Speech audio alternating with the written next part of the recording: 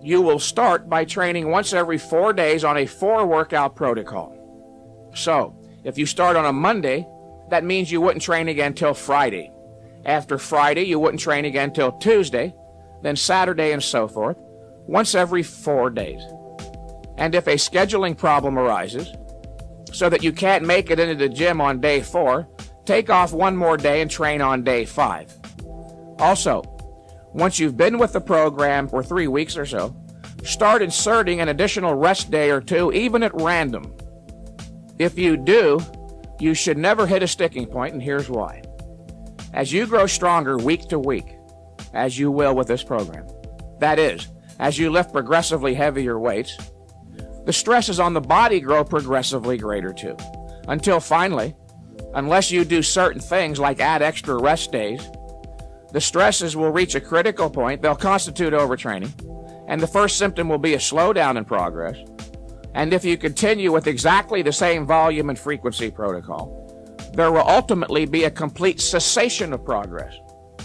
Continue inserting the additional rest days with greater and greater regularity until you are only training once every 5 days, then start inserting an extra rest day at random, a 6th day. Continue inserting the extra rest day or days with greater regularity until you're eventually training once every 6 to 7 days. Once the fundamentals of intensity, volume, and frequency are grasped, this issue becomes the most crucial one of bodybuilding science. That, as the weights grow progressively greater, the stresses also grow progressively greater, and they must be compensated for. If after a number of months, utilizing the baseline program while training once every 6 to 7 days ceases to yield meaningful results, switch to the consolidation program. Some may want to have the workout program with the additional points in their training journal to take to the gym, rather than the accompanying booklet. If so, write down the words day 1 close to the upper left-hand corner of your paper, and then write the word chest. Next to it, the number 1. Exercise number 1 for the pecs will be pec deck for 6 to 10 reps to failure.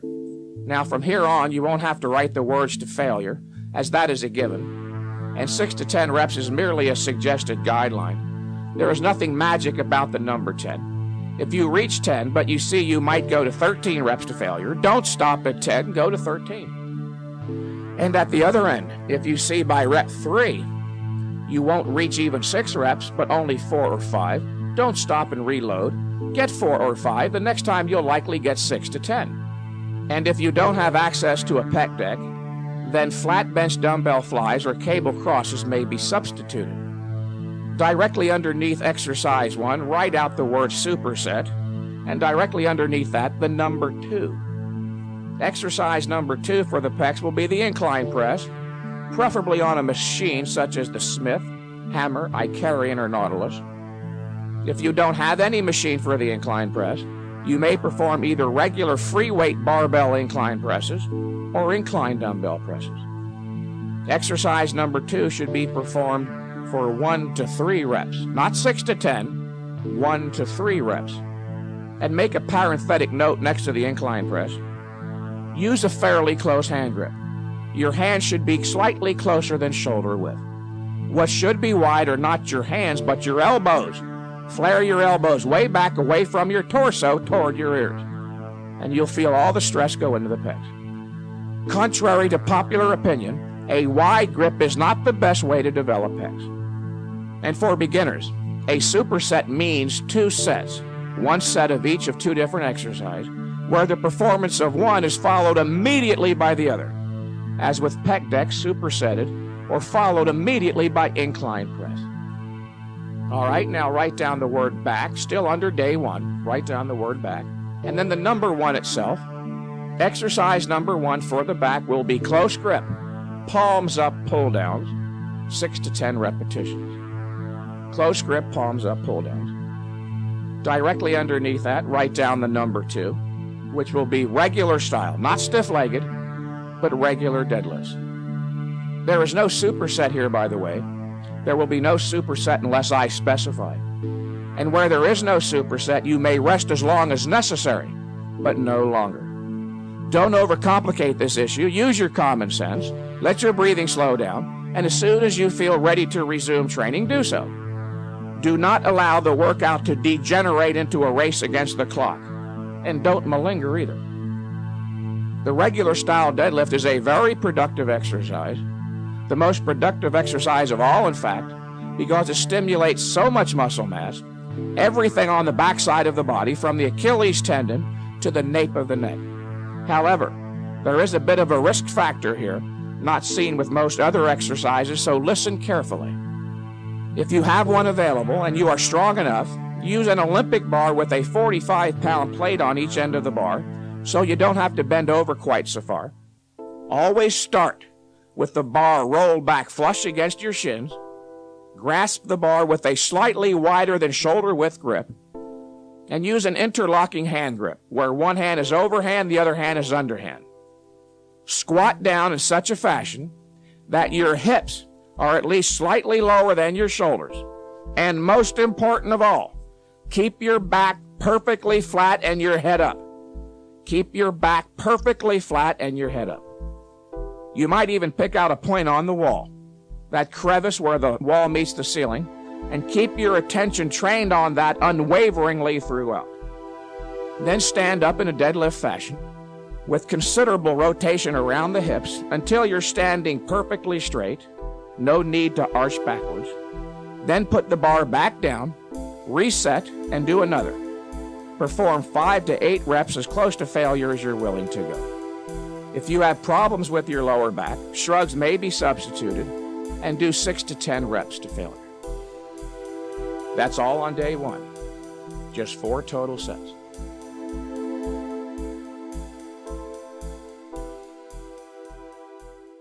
Then 96 hours or 4 days later is day 2. Write down the words day 2. On day 2, you will train legs. The first exercise is leg extensions, supersetted with exercise number 2, leg press.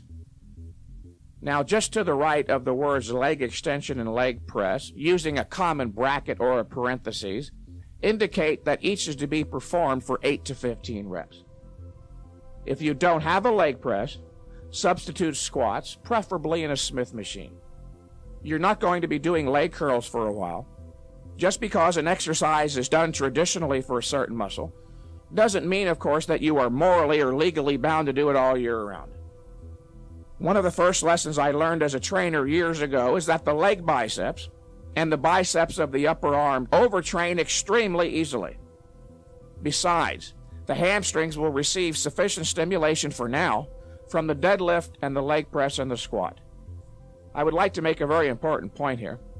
This program is designed for the exclusive purpose of marshaling all of your body's energy and resources onto the side of maximum growth in your major muscle groups. Any exercise you might add beyond what is listed here will merely subtract from maximum growth in the major muscle groups. Very often, when I give this program to a phone client, he will say at the end, "Well, Mr. Mentzer, I see you don't have me doing leg curls for the hamstrings, in fact. No seated calf raise for the inner calf. No bent over dumbbell concentration curls for the lower outer third of the biceps. And we're not doing this for that and that for this and on ad infinitum." And I respond, "Sir, but that is precisely how you were training before, and that is why you made no progress and were prompted to call me for counseling. You so burned yourself out with all those exercises, you dug so deep of a hole, your body never had the opportunity to recover from the merely exhaustive effects of the exercise, let alone grow. Why not build a 20-inch arm first, then worry about the details?" Remember, the issue of volume in anaerobic exercise is a negative factor, as I stated earlier, and that your purpose is not to see how many sets you can do or how long you can endure. Your purpose is to do the precise amount of exercise required to stimulate growth, then get out of the gym, go home, rest, and grow. After the leg extension, leg press superset, take a rest, go drink some water, walk around the gym for a minute or two, then finish up quite simply with a set of standing calf raises, 12 to 20 reps. And that is it for day 2. 96 hours, or 4 days after legs, is day 3. On day 3, you'll train delts and arms. Write down the word delts. For delts, you start out with dumbbell laterals. Some people call them side raises, 6 to 10 reps. After a brief rest, but no superset here, proceed to exercise number 2 for delts. Either bend over dumbbell laterals, or if one is available, sit in a pec deck backwards and work your rear delts 6 to 10 reps here too. After delts, you'll work your arms. You might write down the word arms. Exercise number 1 for arms is barbell curls, 6 to 10. 6 to 10 reps with barbell curls. And that is a straight bar, not an easy curl bar. Easy curls do not work the biceps. They work the brachialis on the outer part of the arm. Do straight bar barbell curls. Exercise number 2 for the arms is tricep press downs with either a straight bar or a V bar, but do not use a rope. Do not use a rope, either a straight bar or a V bar. 6 to 10 reps for the tricep press down. And if a press down machine is not available, perform 1 set of lying French presses for 6 to 10 reps. Immediately after the press downs, in superset fashion, proceed to dips between parallel bars for 3 to 5 reps to failure, 3 to 5. If you can do more than 5 reps with your body weight, then add weight. And if you can't do any positive or full range dips, then place a chair or bench between the dip bars, stand up into the straight arm, locked elbow position, and lower yourself in negative fashion, taking several seconds to reach the bottom. Then stand up on the chair into the straight arm position and do it again. When you can perform up to 10 negative dips, with each rep taking several seconds to complete, you should be able to do regular full range dips. 96 hours later is day 4. Legs. Yes, legs again. This time you will start with leg extensions and follow immediately in superset fashion with Smith machine or free weight squats, but don't do hack squats unless absolutely forced to do so. Hack squats are not very productive and they stress the knees inordinately. You will perform the leg extensions differently this time, using approximately 30 pounds more than the last time when you perform the leg extension with the leg press. You will do but 1 positive rep, lifting the lower legs until they are in the straight leg lock knee position. You will hold that position statically. This is called a static hold rep. The weight will be sufficiently heavy so that you're limited to holding the straight leg lock knee position for approximately 10 to 25 seconds. There will come a point during that period, of course, when you won't be able to hold it anymore, and you'll say to yourself, if I don't start to lower this thing in the next moment or two, it's going to go crashing down. Do not let that happen. When you recognize it's necessary, lower the legs slowly in controlled negative fashion, not hyper slow or imperceptibly slow, but under strict control all the way down to the bottom. And make sure that you keep your buttocks planted firmly in the seat, as there is a tendency to want to come up off the seat when your thighs are burning and torque it down. Do not torque it down, lower with the strength of the thigh muscles alone. Then proceed immediately to the squat and perform 8 to 15 reps to failure. Take a rest for a couple minutes, go get some water, and finish once again with a set of standing calf raises 12 to 20. And then 4 days later, you start over with day 1 and repeat the 4 workout protocol as already described. Whenever I have a superset listed, as with pec deck and incline press, or leg extension leg press, or leg extension squat, start the warm-up on the second exercise. For instance, when performing the leg extension squat superset, if you start with the leg extensions without having first warmed up the glutes, spinal erectors, and so forth, by doing a couple of sets of squats first off, as you finish the leg extension and you're heading to the squat, you'll say to yourself, but my goodness, I forgot to warm up for the squat. Same thing with the incline press and the leg press. By warming up on the second exercise first, you cover all your bases in terms of a warm-up. And you'll also have the weight set on that exercise so that you may perform a true superset, where one exercise is followed immediately by another with no rest in between. And please, don't change the sequence of exercises I've listed. Everything I've given you here was for a good reason, which is not to say that you can't periodically change exercises although I would be hesitant, as the exercises listed are all the best ones for the muscles involved. And don't make the mistake of gauging or evaluating the success of any one of these workouts by the standard of feeling, whether or not you get sore or achieve a pump. I see certain people who have been training at Gold's Gym in Venice, California for hours every day for years. If achieving a pump was a surefire indication that growth was stimulated, these people would have 28-inch arms by now, as they get pumped every time they work out. The pump, of course, is only temporary and does not indicate that growth was stimulated. And if getting sore was necessary, I never would have won a physique title, as I almost literally never got sore, usually only after a layoff. You can only evaluate the success of any one of these workouts by whether or not you're stronger the next time you perform that workout. So, keep a training journal as described in the value-added booklet. I would suggest that if you have been training recently without a layoff prior to the time you intend to start this program, take a break entirely from training for 2 to 3 weeks. Having been overtrained, you've made a deep, too deep, an inroad into your body's recovery ability. It is important that this inroad be overcome so that when you start with a properly conducted high-intensity routine, your body will have recovered all of the biochemical resources necessary for optimal growth production. Key takeaways from the 4-day workout plan.